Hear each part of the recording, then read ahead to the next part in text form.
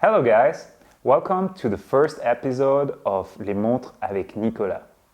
It's a rainy day, perfect for a watch review. Today we are unboxing an Omega Speedmaster. Let's hit it.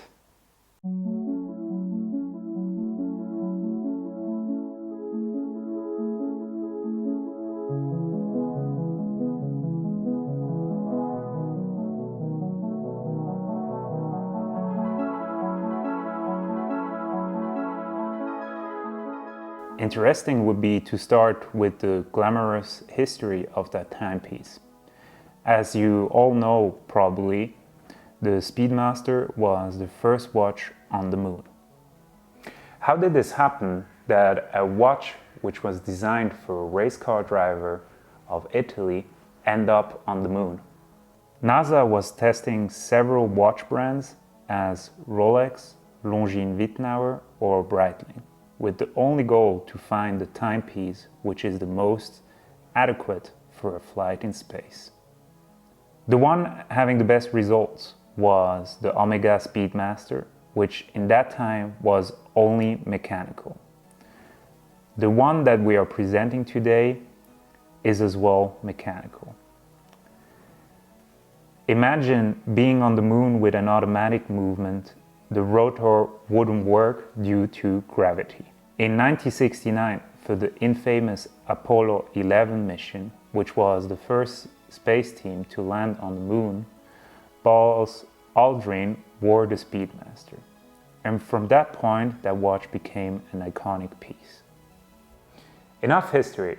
Let's talk about why this watch is so timeless and after 63 years, still one of the best-selling models of Omega and the very first one for every collector. I mean, it's a quite damn good looking watch, and for that price of $5,850 with sapphire glass on the front and the back, you get a lot of it. What is as well a great point of that timepiece, how good it looks on different straps. That one came with the two NATO straps and a steel bracelet. But add a wonderful leather strap, you have a really classy timepiece. You want more the sportier look, go for a NATO strap. Maintenance, a point that a lot of collectors love to forget.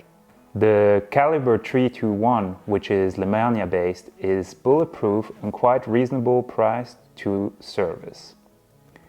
If you compare it to other brands, where for a service you could contemplate to buy a new watch. I think you guys agree with me that for the first watch, it's definitely one of the better starts. Looking at the price point, there are definitely other brands to consider, but no one with that history on the back. I hope you enjoyed today's episode of Les Montres avec Nicolas. Please hit the subscribe and like button.